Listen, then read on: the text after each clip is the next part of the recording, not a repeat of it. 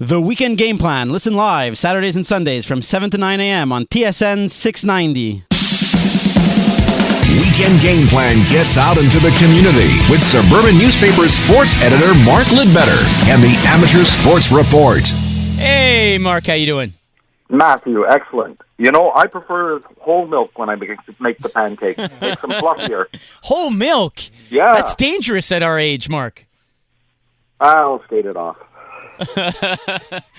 Sports at thesuburban.com if you want to get in touch with Mark for any items for the paper or for this segment every week at 7:50. All right, Mark, let's start on the ice. You love hockey, you're a ref. Il Bizarre, what's happening there? Well, it might be the season winding down, but Il Bizarre minor hockey, they're in full swing. Actually, last Saturday, along with the Club Optimist Il Bizarre, they hosted a Tri-Star Skills Showcase Day for 100 players in the novice, atom, and peewee levels of the association. So they took to the ice at the Vincent Lecavalier Arena back in his hometown of Ville Bizarre last Saturday, and the kids got to go through all their skills, and the Optimist sponsored the event, so every participant ended up getting a medal. They got a little goodie bag, and they got lunch at the canteen. So just, a great day for the young kids to end off their season. But actually, the Pee-wee and Bantams aren't quite done because the annual Pee-wee and Bantam Il Bizarre hockey tournament kicked in last Tuesday night with Mr. Guy Lafleur dropping the ceremonial puck between the host Aigle team at the Bantam B level as they took on the Brassard Coyotes. Now, the Bantams are on all this week. The finals are set for tomorrow. And then next week, the Pee-wees take to the ice. There's talk that Mr. Lafleur will be back again to launch their segment of the tournament.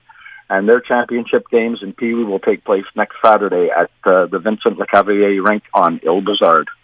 All right, elsewhere, 690, the station partook in a team building a couple of months ago. We had a lot of fun at the Montreal Royal Curling Club. You got some curling news for us. Yeah, well, this team out of Laval, skipped by Laurie St. George, with third Cynthia St. George, second Megan Rivet, and Emily Riley, who travels from Kirkland to participate with them, is the lead and vice skip. This team's been pretty good over the last couple of seasons, and they're known as the Rock Stars. They just won the U21 Junior Women's Curling Championship in St. Thomas, Ontario, and at that event, they bested teams from Ontario, Quebec, Northern Ontario, and the Maritimes and the United States to stand top of podium. Like, very strong team. They've been good the last couple of years, and looks good going up the ranks for Canada. Chatting amateur sports with Mark Lidbetter of The Suburban. TheSuburban.com's the website. What is the Club Médaille d'Or? Interesting enough, the Club Médaille d'Or, they've been around for 49 years. And it's an organization that brings together sports enthusiasts, business people, and businesses to provide financial support to emerging athletes in their quest for excellence. The organization, they feel that athletes are models of success and that they need to be highlighted. So this is why the Gold Medal Club recognizes them and awards them probably among their first scholarships that they get out of the different organizations out there.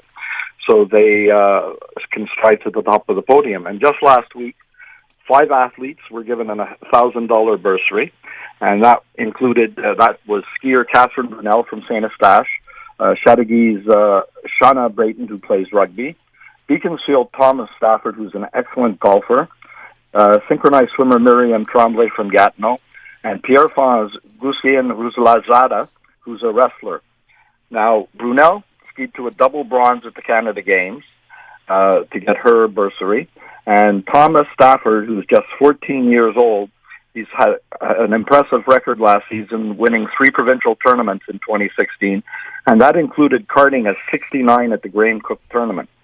Miriam Tremblay's very promising synchronized swimmer, and in 2016 it was a landmark year for her in her career, as good results helped her to win her first gold medal award.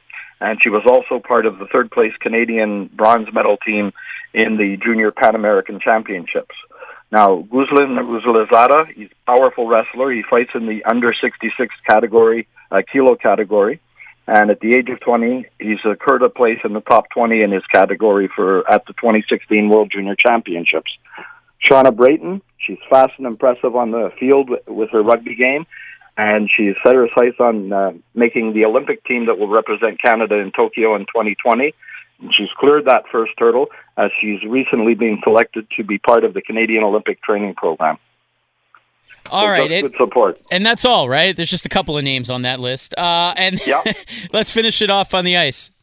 Well, today is going to be the Lac St. Louis Regional Championships for single-letter teams. That's the A and B categories, from novice all the way up to midget.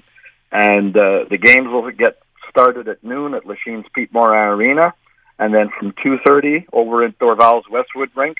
All the squads today will be going for their championship banners to hoist in their own rinks. And just we're coming to a close on the hockey season. We've got the Dodge Cup coming up for the girls and the Dodge Cup for the boys for the provincial championships. So it's almost there. Sports@thesuburban.com is the email address if you want to get in touch with Mark for add an item for this segment or for the Suburban newspaper itself. Mark, thanks as always. We'll talk to you next week. Will do. Take care, guys. Have a great week. All right, there you go. That's Mark Lidbetter. A little worried on the whole milk. He's got to cut down. He's got to get to skim or 1% or 2%. Or I'm a skim milk guy because I'm lactose intolerant. What can I say? But 1%. I would think 1%, right? We'll have to have a pancake off between all our guests. Really? Yeah, we'll have to. Oh, that's right. Fred makes his pancakes. Fred's invited us over, so we'll have to go test his, and then we'll go to Mark's house and we'll test his. Yep.